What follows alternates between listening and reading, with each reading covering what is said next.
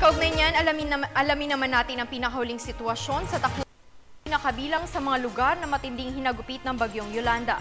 Naroon ang aming kasamang si George Bandola. George, magandang gabi sa iyo dyan. Magandang gabi at isang buwan at isang linggo matapos ang mapaminsalang bagyo, tuloy ang buhay ng mga taga-Tacloban.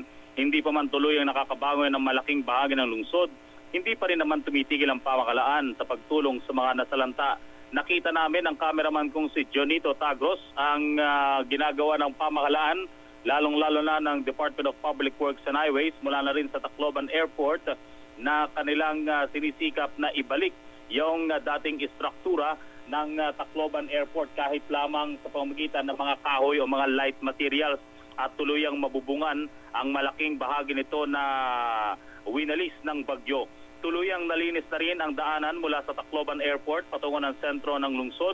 Halos gawa na rin ang lagpas na kalahati sa mga bunkhouses na itinatayo ng Department of Public Works and Highways sa kahabaan ng Maharlika Highway dito pa rin sa nasabing lungsod. Pangako naman ito na bago magpasko maibibigay sa mga residenteng nasalanta ang mga bunkhouses o kahit papano maibibigay ang kalahati ng mga ito, maita-turn over. Pero bukod dito, marami pang mga organisasyon, mga non-government organization na nagkakaloob din ng tulong sa mga nasalanta. So masigla na rin pero mas pinipili ng ating mga kababayan na magtinda sa labas ng lansangan o sa gilid ng lansangan dahil nga sa wala pang supply ng kuryente sa buong lungsod ng Tacloban. May mga ilang komersyo ang nakapagbukas na dahil sa may mga generator na mga ito at normal na rin ang daloy ng tubig mula na rin dito sa Tacloban City. Kasama si Tagiboy Tagros para sa Telebisyon ng Bayan, George Bandola. George? Yes, go ahead, Haji. Oo.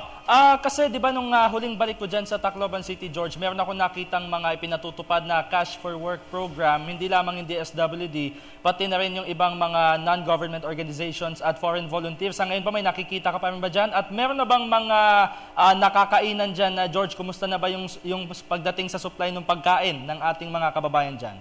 Nako, alam mo naman ako, Haji, pag nagpupunta ako sa mga lugar, una kong hahanapin pagkain.